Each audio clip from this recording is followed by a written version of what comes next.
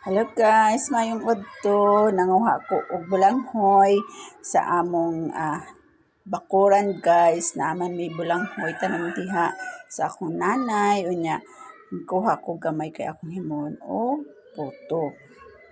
Sunod guys ay pigaan na po nato ni guys. Ayan na guys, tapos na po yung ating takuri. So ready na po siya na isa lang guys. So gawa na po tayo ng apoy. Mauna ni guys ang akong nahuman og banggod na bulanghoy guys. Ayan, medyo dami-dami gyud. So after niya napigaan guys, ito yung resulta niya guys. So ito na guys.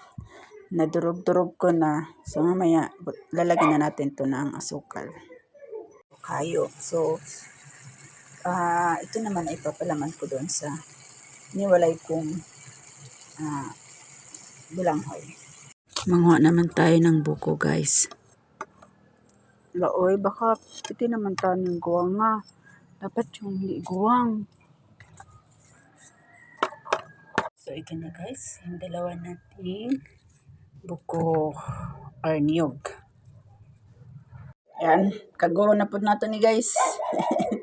Yung hinaluan ko ng niyog guys. Naman guys ay wala itong niyog kasi ang ipapalaman ko dito guys is bukayo. So yan guys, nagsalang na tayo ng isa.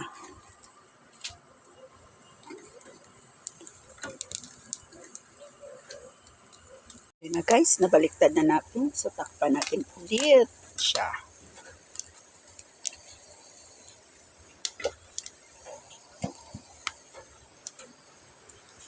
Eto na guys, nakaluto na tayo.